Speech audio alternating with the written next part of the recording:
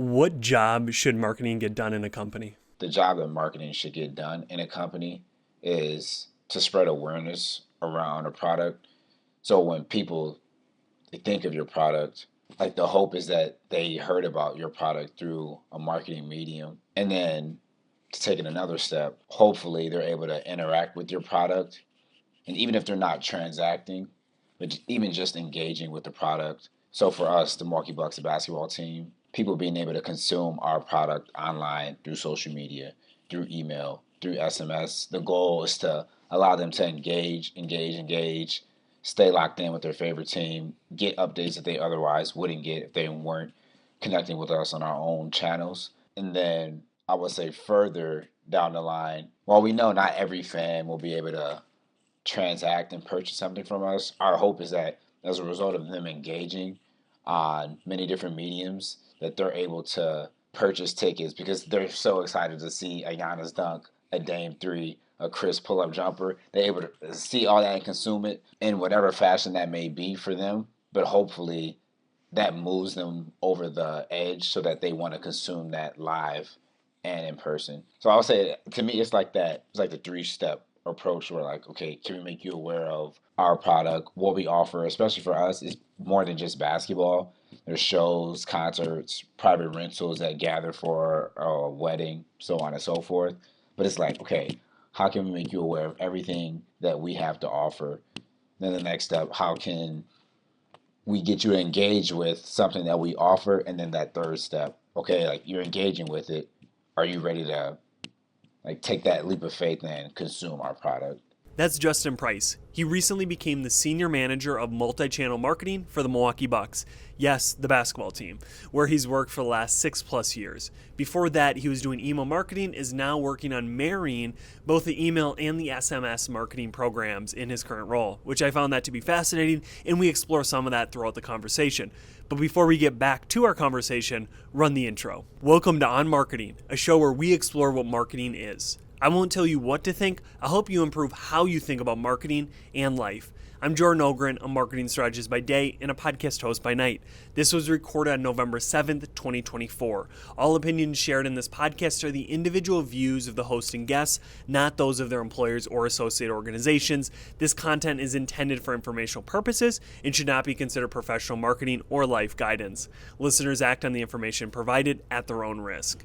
Thank you for being here. So it starts with awareness, and then it even seems as you're talking about keeping them aware of like this going on or this new thing. So it starts with obviously like initial awareness, like I don't even know who the Bucks are. And then once I get this kind of perception, because then that's where my next question goes, is it seems that then it's a lot of like, I don't want to say altering perception, but like you're trying to position the Bucks to be like a great night out for a kid or however you're doing it. Do you see that a lot in the work you do, kind of altering perception or trying to create a perception of the brand or of some event or something? And I feel like sometimes I have to take a step back because I've been in it for so long, but I have to take a step back and realize just because we're an organization that's a part of I would say a global brand, being the NBA, that doesn't mean that everyone understands all the facets of who the Milwaukee Bucks are. Like, of course, I feel like when people, the casual fan may understand, people have memberships for a sporting event, so they have the ability to go to more than just one game. They can go to multiple games. But for us, we have different products that we drive and we leverage throughout the year. So we actually just launched our 5-game festive plans, and that's a different product than what's been out in the marketplace. So people are able to see like, oh, I can consume the Milwaukee Bucks for not the full 41 games. I can consume them for 5 games. And if you want to shift over to our other products that we launch annually, Bucks Night Out, Family Night, those are the products that cost a little bit less, but the ability to go to the game, it's like a one-off event versus going multiple times. And I think over time, even though we have products that we are accustomed to promoting, we have to constantly reiterate like, oh, family night is for surprise families. Bucks night out, that's a night out with your friends, your crew. And then Toast the Game Day, which is something that we rolled out last year, a newer one, but that's a different product, a drink that you can get along with a ticket, but that's catered to more of like the upscale, I would say like I don't want to say bougie, but I'll say it. Like the bougie crowd, just more of like that. It's just a different vibe that it's going to give you than like Cheers or bringing the family out to a game.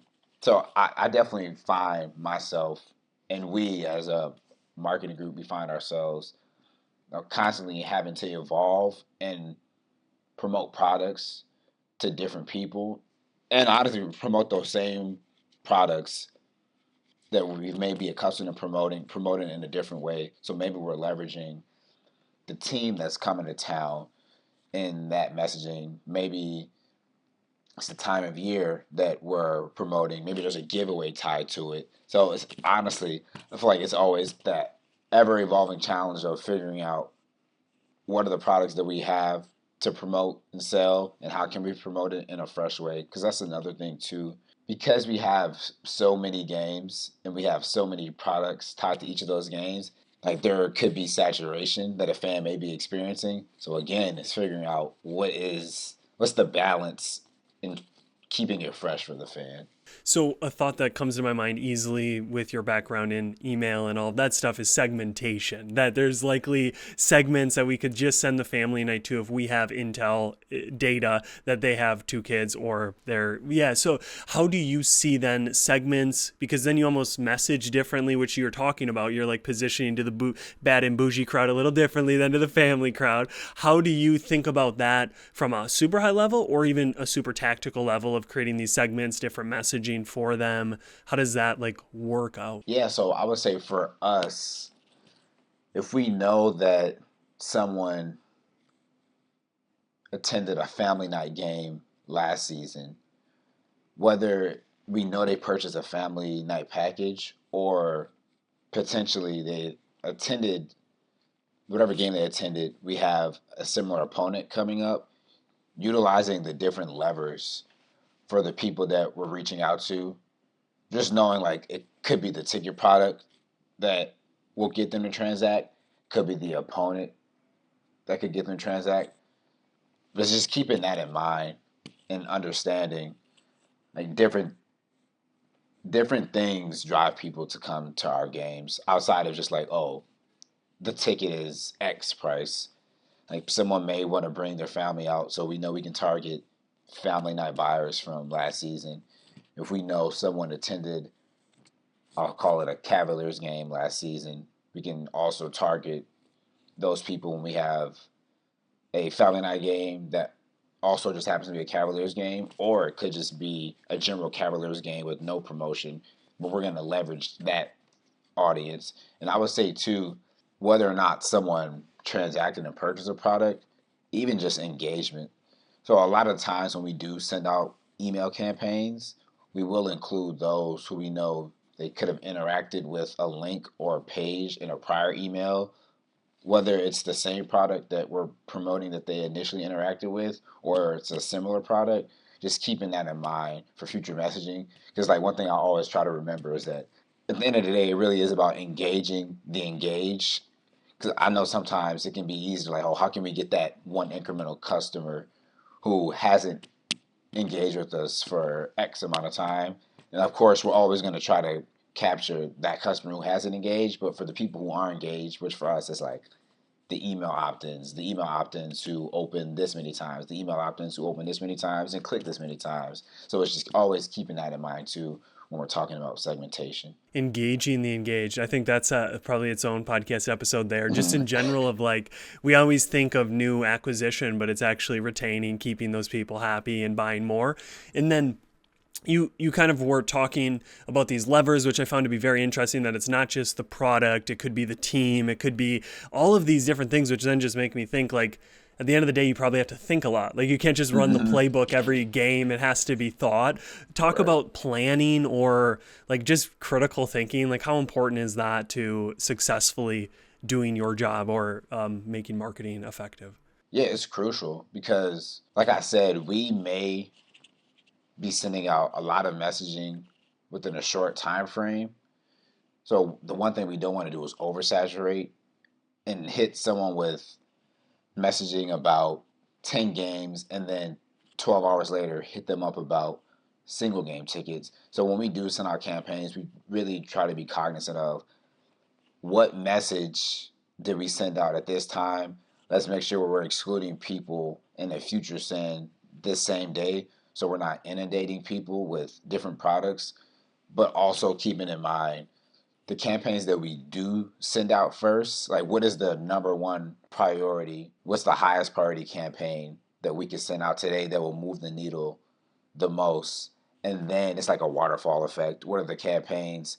Okay, the product may be more long term versus short term. And at that point, it's about like maturing that audience that you're reaching out to and just trying to get them to engage in any fashion and not necessarily like, oh, we want them to buy on the spot. So I would say, like, critical thinking and thinking in that realm, we have to do it a lot so we don't inundate people. And then a part of my role that I also oversee is SMS marketing. And over the past year and a half that I've dabbled with it and we've been engulfed with SMS marketing, it's really opened my eyes to marketing and cost and ROI. Not that I wasn't thinking about it before, but when you're actually doing the work of deploying the segments and there's a cost associated with every single segment you're sending to, you really do have to keep in mind, like, okay, we have this ticket product and we know we have another ticket product coming down the line. How many people should we send this to? What's the impact? How can we scale down who we're sending to? Can we only target and look at a certain number of people? But it's keeping all of those things in mind and being very strategic.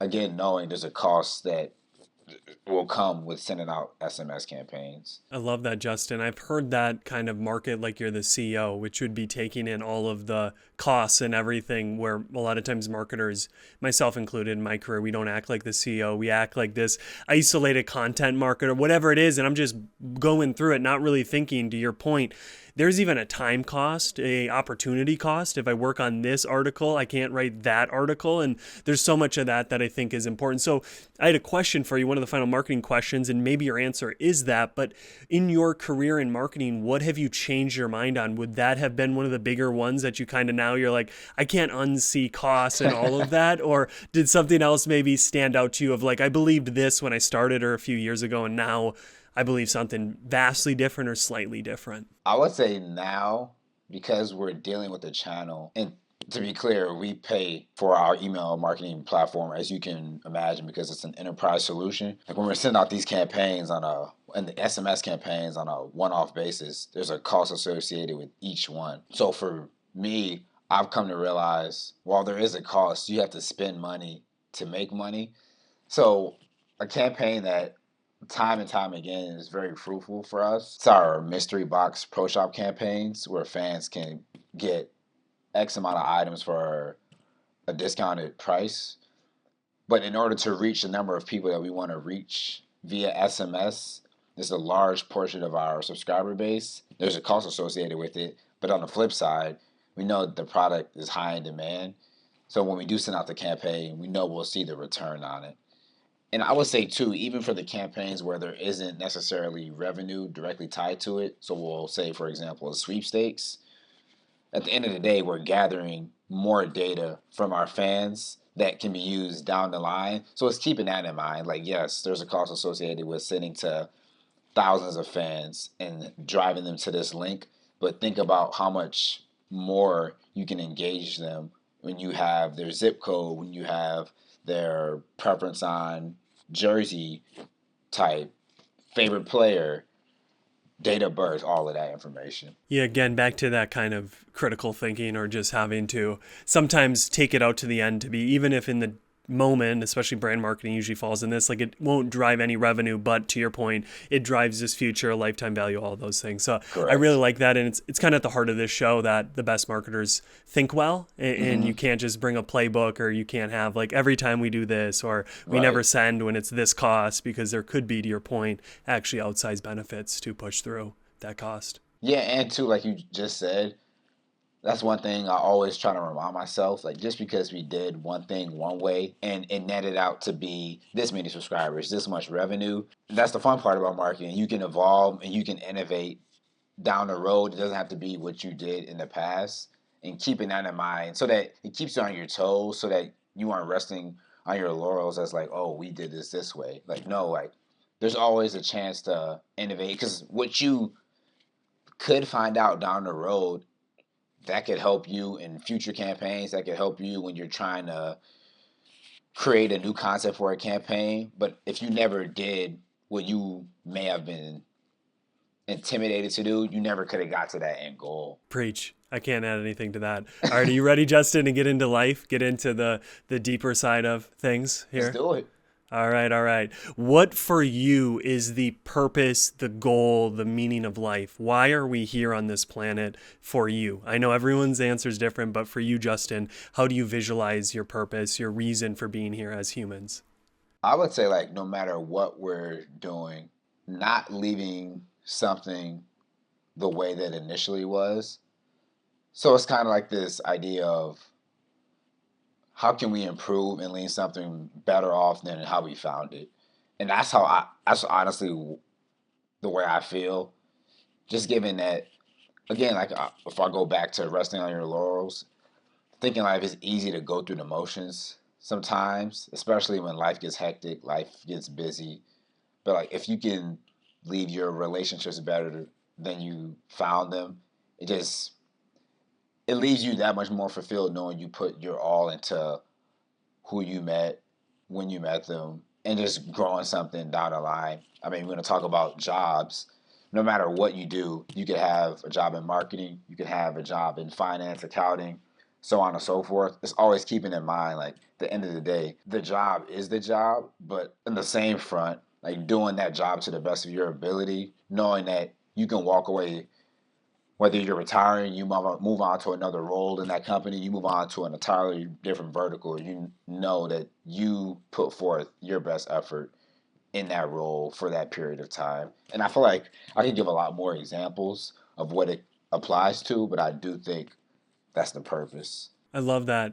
Obviously, I think of the campsite. I think there's a cliche of always leave your campsite better than you found it, which is obviously alternative. Most people would just leave their garbage and all that. So then you create this almost like generational tax, quote unquote, right? That the next people have to pay. And that's why I love, because there's almost two thoughts here. And this is my mind always kind of works this way of like, do your best so you can go to bed and like your soul's at peace. Yep. But it's also like leave the thing better than you had it, which this leads into that. Like by doing the best I can and leaving it all on the floor, I make the team, I make the whatever better. And I love that thought because if you think about generationally, as I use that word, like I feel like the goal should be to make the path a bit easier for the next person in whatever way that is. So maybe for you, Justin, are there practical ways that you currently are trying to leave the campground better than it is? And obviously I'm putting you on the spot here. Didn't have any prep for you to come prepared, but I love to kind of hear like, okay, how is this then actualized? You talked about the job and you said you have a lot of examples, but maybe just one for me and the two listeners to better understand this. One thing that I try to do, and sometimes I find myself stretching myself too thin because I'm doing it, but when students reach out to me, because I remember when I was a student, I didn't know what I wanted to do. I knew I wanted to do something. I just couldn't pinpoint, okay, I want to do this time. But when students reach out to me, I always make an effort to respond to them. Because I feel like one thing I remember is sometimes people not reaching back out to me. And like I know people are busy and I get it, but I don't ever want to act like I'm too high and mighty or I'm too good or I'm in this role, I work for this organization, and I'm too good to reach back out and provide assistance. And it can honestly be something as simple as, hey, I think if you have these jobs in mind, keep this in mind when you're reaching out to people, put this on your resume. It can be very small nuggets, but you never know what that small nugget can do for someone down the road and the impact that it leaves on that person. So I always try to pay it forward and help when I can. And I know, like I said, sometimes I stretch myself too thin and I feel like I'm just always helping. But I feel like not helping someone, I feel like the stench of not helping them and leaving that person hanging hurts a lot more than I would say like the feel good nature of like what I did to help them. Like of course, like the feeling I get when I help someone, it is huge. But I feel like when I let people down, or when I feel like I let someone down because I didn't reach back out to them, or I didn't help them, I feel like that hurts knowing like, man, like I could have helped that one person get to this point in their career, or get to this point in their career. Now, again, I know like if students are constantly reaching out to me or anyone is reaching out to me, it takes time away from maybe me doing something else. But ultimately, I feel like as much as I can, even if I get to the 90% or the 70%, whatever percentage you want to say, I know that I went out of my way to try to help at least one person. I enjoy how you first touched on the fact that you had experienced, and we probably, a lot of us have, if you reach out to people above you, this kind of ghost or just to your point, they're busy, I get it, but I have that same drive. I've been passed over, I've been all of this. So it's just like within me that I'm always rooting for the underdog. I always want to do something for that person that nobody else is doing. I want to be the one yes to their thousand no's. So I love that you brought that up, because I think a lot of the ways we live come from whether even to be like, I want to be the best father because my father was a piece of shit. It's like, it's crazy how we have all of these drives. And if it's like, why do you want to be, it comes back to like, yeah, when I was 16, like these people left me on red, and now like I'm forever never leaving someone on red, which is a good beneficial like chip on the shoulder. I can imagine it can be negative too, chips on the shoulder. With AI, with politics, with everything changing, and it just seems like we're on ice. What do you, in 10, 15 years, maybe we lost it recently, but what do you hope humans still have in 10, 15, 20 years that maybe we have today or we lost shortly, but something that's around our time that you just pray, you hope is in the future, because without that, you might not want to even be on this earth? Does anything come to your mind? I would say the first thing is empathy. Like, I hope we don't lose sight of that. Because I know sometimes, like, I feel like when you are laser focused on you, what's in it for me, what's in it for my career, what's in it for my life, what's in it for my pocketbook, it can be easy to lose sight of. We just talked about like this whole grand scheme of life and how you could leave the world better off. So I would say like it's keeping that in mind. Like someone's situation may be more, maybe in a position that is not nearly as good as yours. It could be financially, it could be spiritually, it could be physically. But like whatever the case may be, it's like keeping in mind like there's someone out there who's struggling more than you. Even like when you come into work, you don't know the demons and things that people deal with on a day-to-day basis. So it's like trying to show some grace whenever possible. I think that's always important. And then I think another thing I hope we don't lose sight of 10 to 15 years from now is don't lose sight of the forest for the trees. So going back to this, I'm lasered in on this, I'm lasered in on this, I'm lasered in on this. Like don't forget, I mean, if you think about it like 50 years ago, think about some of the things that people may have experienced that you have no idea what it feels like because we've come so far in civilization. And like, especially if we're talking about like financially, there are always levels to everything in life. And keeping in mind, again, things could be in a position that they were in 50 years ago today, but they're not. So you don't have to experience turmoil someone else experienced. I mean, if we're going to be real, 50 to 60 to 70 years ago, people that look like me, the treatment was different, like if we're being honest. So it's just understanding like, man, like we've come a really long way. Of course, there's always work to be done. And there's always this like evolving feeling that something can have, but ultimately just knowing like, man, like we've come a really long way. I'm appreciative of it. And I really hope that we can see the world get to this point by this time. I love that. Obviously, empathy, I think, is great. Grace that comes from empathy is useful. And then this final piece of gratitude. I mean, I'm glad you brought that in as a white heterosexual man. I can't really speak on any types of topics like that, but so many times I hear women or different people essentially say, we have no rights.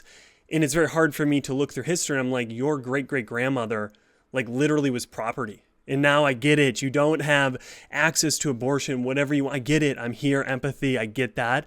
But gratitude is a place that I feel we operate so much better out of realizing even if we're oppressed, we're a little bit less oppressed than we've been in the past. And obviously, again, I'm at the top of the pinnacle of the oppressor, sadly. So I speak through that, but it's just sometimes I can't help when I've done research to realize like work from home or work-life balance is a privilege. Like that, like 50 years ago, people working 16 hours a day just to serve. And so it's so helpful when you get this like gratitude. I don't think it's empathy because like it's kind of empathy at a huge scale that you're just able to put yourself in different times' shoes. So I'm really glad you brought that up as someone who can more like speak on that. Because like I said, I've had very little challenges, but I try to take in kind of different groups and just try to like understand like, okay, I get you don't have what you want, but didn't we progress a little bit so now you can actually be homosexual in public, where back when you would literally get killed, and some people may argue I still can't do that. So that's a valid point. It's like looking back at what was and then looking at what is now, knowing that like, okay, things are better off. But like I said too, on the flip side, there's always work to be Could be done. better. Exactly. So and you don't want to lose sight of what could be better. And just by like saying like, oh well, like just think about how things were just 20 years ago, and just kind of like brushing it off, like acknowledging the state of today and compared to back then, great, but understanding like, okay, like there's still work to be done in many facets.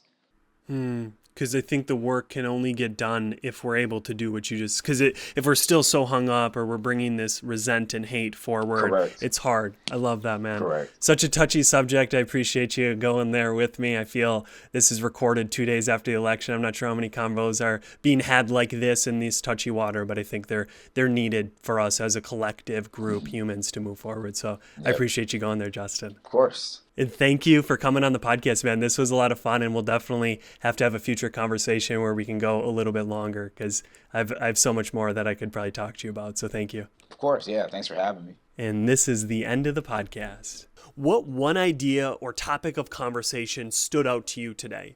Write it down, share it with a friend, post it on social.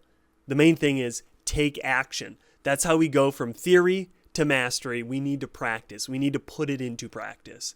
Thank you for listening and being here, and I hope you tune in next week.